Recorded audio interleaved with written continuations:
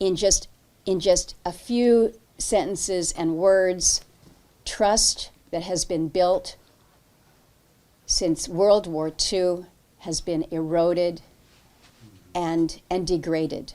The framers of our Constitution very deliberately separated power because of their concern, based upon human nature, that when power is concentrated in one set of hands, it will almost inevitably be abused. And we have been, unfortunately, living that for some time now, and proving the framers' wisdom day by day. But it's time for, I believe, for the Congress to reassert itself.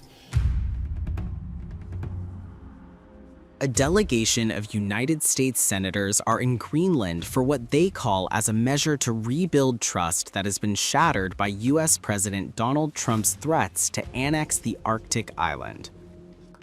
The delegation includes Republican Senator Lisa Murkovski, who is among the 5 GOP senators who voted for a resolution to limit Trump's ability to carry out further military action against Venezuela without congressional approval. Democrats Gary Peters and Maggie Hassan are also the members of the delegation. In just a few sentences and words, trust that has been built since World War II has been eroded and degraded. We need to work to rebuild that trust. That's why you see members of Congress that are here to remind you that yes, our president may make certain statements, but we also, as Congress, have a role.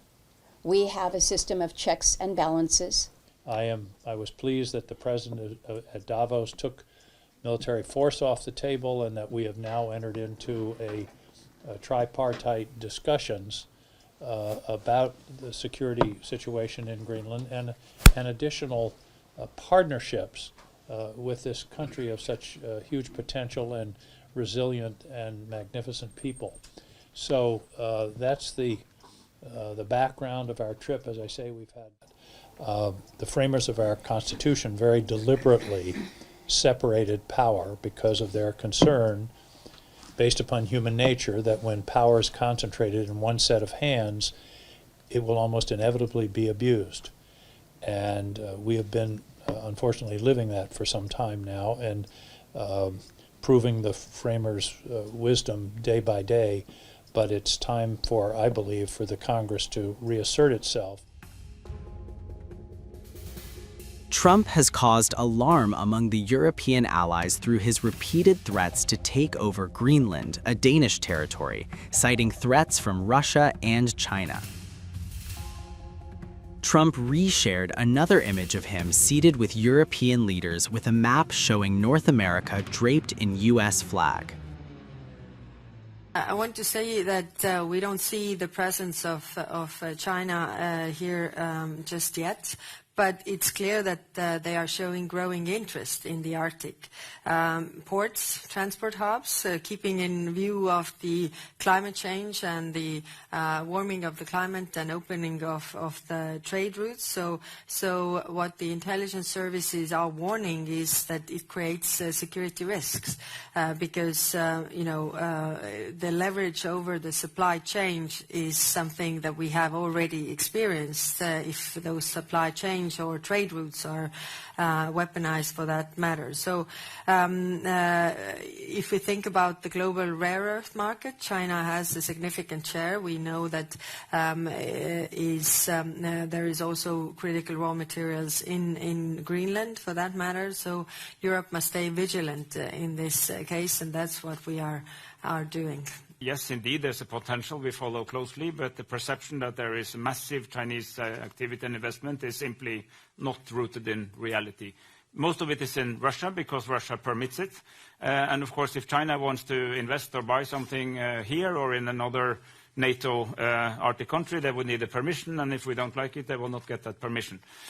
We have China in the Norwegian research station at Ny-Ålesund. They are welcome researchers there. They are playing by the rules that we have there, and we, of course, understand their interest in scientific research in the Arctic.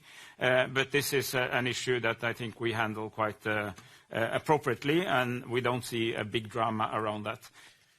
Hello, good afternoon. I'm Adam Yasser from Polish TV.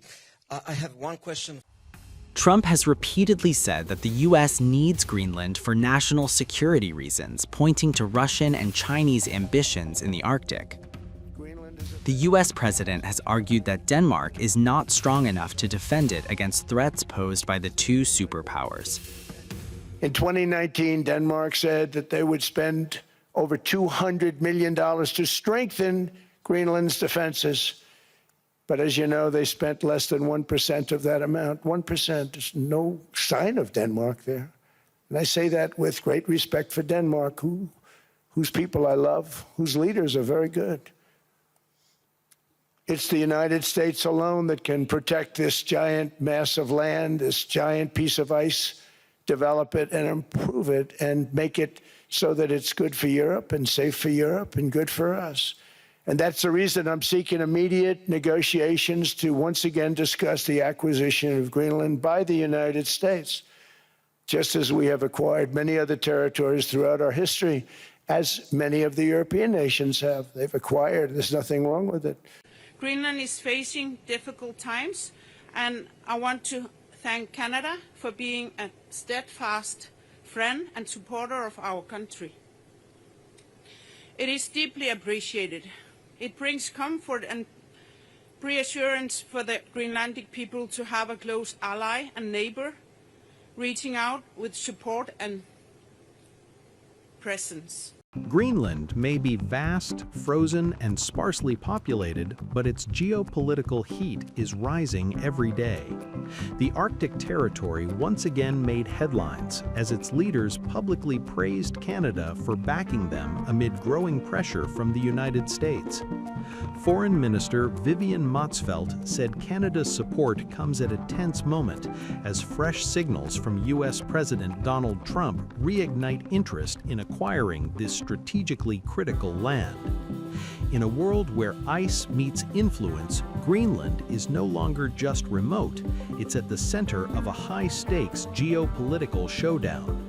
On Friday, both France and Canada officially opened consulates in Greenland's capital, Nuuk, a move widely interpreted as political reassurance for Greenland and its NATO ally, Denmark. France's new consul general in Nuuk, Jean-Noël Poirier, was quick to downplay confrontation. He told reporters the move was not aimed at Washington, but rather rooted in friendship and alliance.